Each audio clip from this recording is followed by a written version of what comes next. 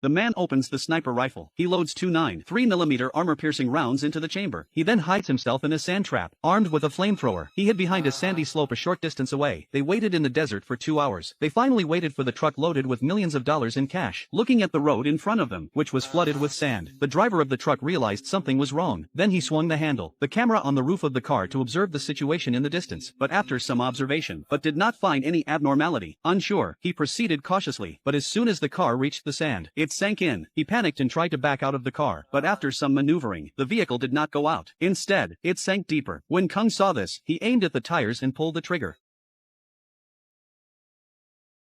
The escort immediately realized something was wrong. Then he pressed the button. The machine gun on the camera was activated and started shooting. But even when they ran out of bullets, they couldn't find the assailant. So they hurriedly reported the situation to the headquarters. But before the other party could hear what was going on, Dason, who was in ambush, he came out with a flamethrower, aimed at the driver's side and sprayed flames. Under the burning flame, the temperature inside the cab rose sharply. In order not to become barbecue, the two cashiers could only open the door and run for their lives. However, just when they thought they could escape the danger, Kung was already aiming at them with his sniper rifle. Seeing that the banknotes are dead, Kung immediately got out of the sandpit. He came to the side of the truck. He dug out the tires they had hidden. Another teammate used a jack to lift the truck. With the cooperation of the team, they quickly replaced the busted tire. Then they took out the steel plates hidden under the sand and laid them in front of the wheels of the truck. Climbing up the mountain of the car, gently stepped on the gas pedal. The truck was stuck in the sandpit and drove out smoothly. In order to drive the truck away from the scene, they put steel plates in front of the car so that the truck could move freely in the soft desert. Soon they drove the truck to the intended location, and in order to get away from the police, they came up with an incredible idea.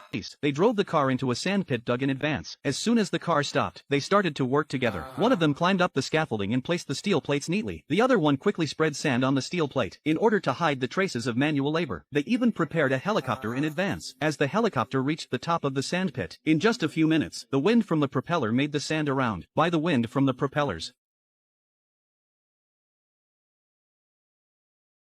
But just as everything was going well, the helicopter pilot saw in the distance of a yellow sports car. Even though he knew that the other party could not see the arrangement below, but in line with the principle of better to kill than to let go, he still controlled the helicopter, quickly stopped in front of the sports car. Then he took out his assault rifle. The driver of the sports car realized something was wrong. He opened the door and ran away, but the robbers weren't going to let him go. After hearing the report of his companions, Kung left the sand pit. He ran towards the driver's body. Once the police found the driver's body, their plan could not go on, so he immediately dug a big pit next to him. He was going to bury him on the spot, but just as he finished the scene, a police car with a siren is approaching rapidly towards him. Seeing that the police car was about to arrive in front of him, the clever Kung immediately got into the sports car. He put on sunglasses and pretended to be the owner of the car, but the police didn't give a damn. They searched his whole body without saying a word, but they didn't find anything suspicious on Kung. At this time, a large number of policemen arrived at the scene, started a carpet search, but even though they searched all over the 10 kilometers, they couldn't find not a single trace of the money truck. This makes the experienced police chief very depressed. Could the robbers have disappeared into thin air? Because no evidence was found at the scene, the police could only acquit Kung, who was brought to the police station. The police chief could not have imagined. They searched for 3 days, but could not find the truck. Was parked right under his feet. Seeing that the search was fruitless, he could only order the police to withdraw all their forces from the scene. And Kung, who was hiding in the distance, took the opportunity to sneak back to the sandpit. But he did not expect 3 days. His companion had not yet opened the steel door of the car. After some research, they realized the door of the truck could only be opened from the inside. That means there's a guard in the car. In order to force the guards to open the truck themselves, Kung put on a gas mask. Then he blew a large amount of smoke through the vents.